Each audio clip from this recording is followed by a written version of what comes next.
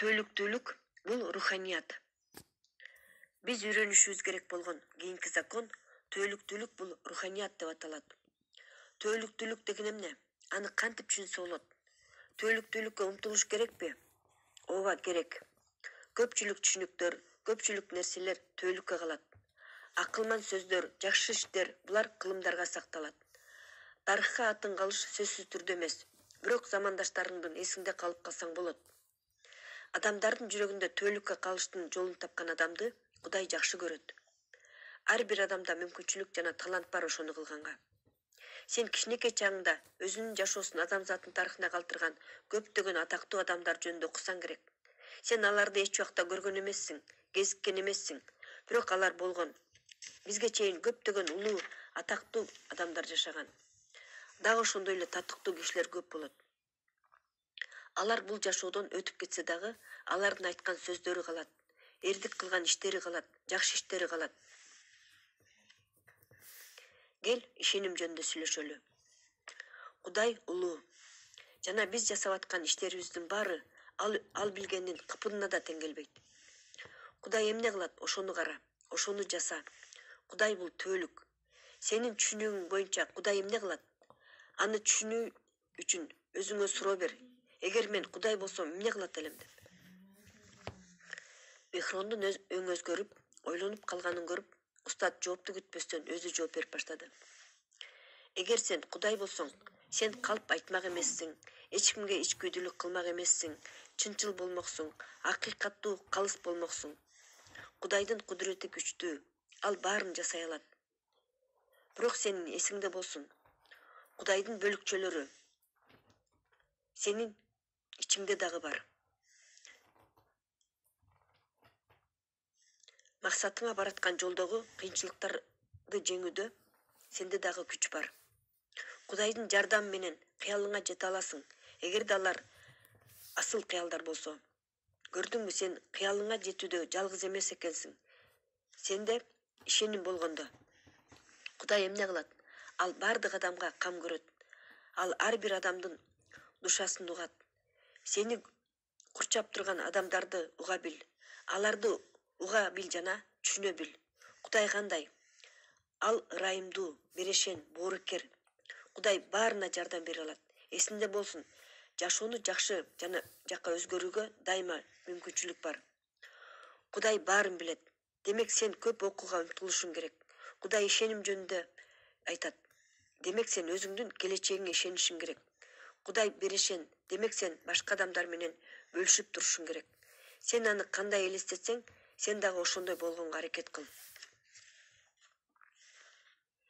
Кантип эле Кудайды үлгү катары көрсөк болот.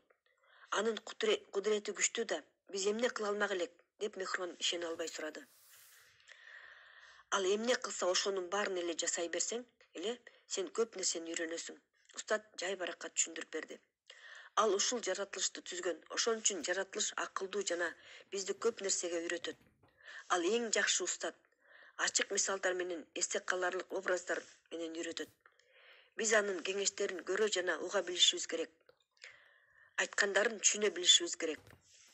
Бул дарыя жүздөгөн жылдардан бери агып атат. Биздин чоң аталарыбыз, чоң энелерибиз бар кезде эле бар болчу ал.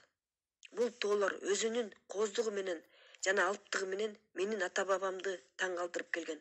Эми мени неберелерим, чөбүрлөрүм дагы суктанып атышат.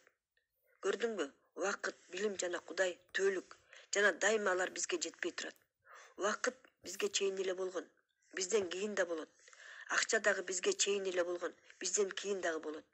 Так ушулар бизге жетпей турат. Өзүңдү Кудайдай кылып тарбияла. Анан сен дагы төөлүктүү болосуң. Бир аз тыныгып туруп, устат кайрадан сөзүн улады. Мен келген мүмкүнчүлүктөр жөнүндө жана аларды көрө билүү жөнүндө айтып бергим келип атат. Мүмкүнчүлүктөрдү көрө билиш үчүн духовный бол. Алар сени бардык жагыңан курчап турат. Финансылык, материалдык жана руханий бакубатчылыкка алып бара турган мүмкүнчүлүктөр. Бардык мүмкүнчүлүктөрдү көргөндү үйрөнүү чыгармачыл жөндөмдөргө байланыштуу жана руханий өсүүдө пайда болот. Биздин ойлорубуз эртең кайда болорубузду аныктайт. Ойлор ишке ашат, материалдашат. Мүмкүнчүлүктөрдү көрсө болот. Бул шаарлар салына электе, бул машиналар, самолеттор, телефондор жана башка бизди курчап турган буюмдардын баары ойдон жаралган. Качандыр бир кезде жөн гана идея болгон. Алгач алар бир адамдын башында жаралган. Анан кийинки адам аны ишке ашыра баштайт. Демек бизге кызыктуу идея келгенде аны ишке ашыруу үчүн мүмкүнчүлүк издеш керек. Бул биздин мүмкүнчүлүктөрүбүздү издегенге жана көрө билгенге үйрөтөт. Өзүңдүн идеяңды бак, сакта жана убакыттын өтүшү менен ал чындыкка айланат.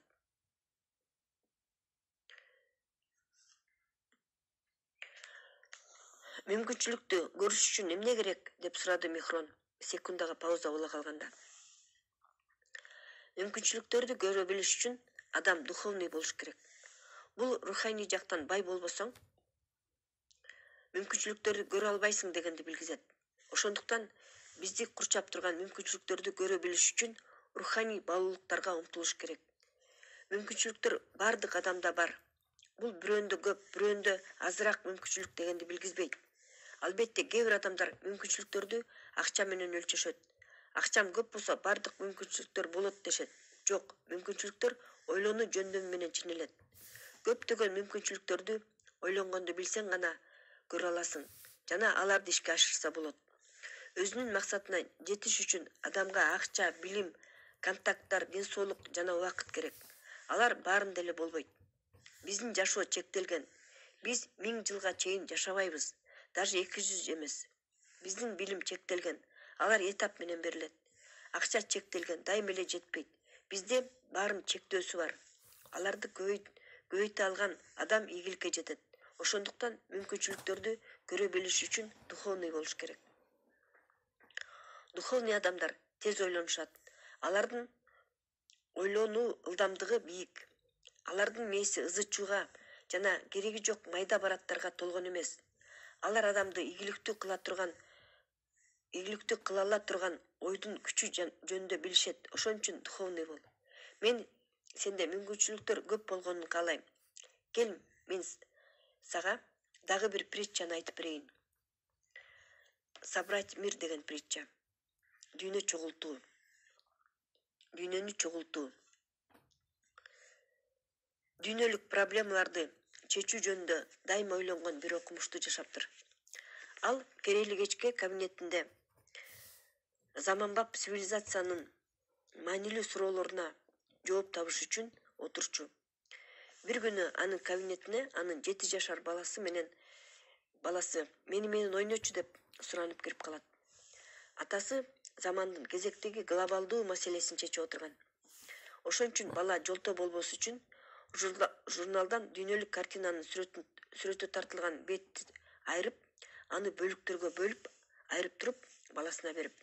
Сен мозаика чогултканды жакшы көрөсүң го? Мен сага деңиздери, океандары, өлкөлөрү, шаарлары бар бүтүн дүйнөнүн бөлүктөрүн берем. Скотчтун жардамы менен бириктирип көрчү дейт. Өзүнүн берген тапшырмасына ыраазы болуп, ишенимдүү болот. Муну чогултуш үчүн бир күн да жетпейт. Ал муну эч качан көргөн эмес деп өзүнүн ойлору менен отуруп калат. Бирок жарым сааттан кийин эле баласынын кубанычтуу үнүн угат. Ата, мен жасап бүттүм деген. Атасы уккан кулагына ишенбей калат. Кантип эле 7 жашар баласы билбеген дүйнөнүн картасын кыска эле убакытта чогултуп койсун. Кагаздарда жасалган абракадабраны көрөм деген катуу ишеним менен атасы баласынын жанына келет. Өзүнүн океандары, материктери жана туп-туура чогултулган дүйнөнүн картинасын баласы көргөзгөндө ал таң калат. Сен жер кандай экенин билчү эмес элең го? Кантип бат эле тизип койдуң? Деп сурайт окумуштуу. Мен жер кандай экенин билген эмесмин. Ошон үчүн мен тизе албай аткам. Бирок мен кагаздын кусокторунун арткы бетин карасам, арткы бетинде Супермендин сүрөтү бар экен. Мен Супермендин фотографиясын чогултуп баштадым. Анткени ал кандай экенин билем. Мен сүрөттү чогултуп туруп, Кагаздарды оодарып койдум. Жердин сүрөтү чыгып калды. Жашоодо деле ошол. Сен өзүңдү куруп атып эле дүйнөнү куруп коесуң.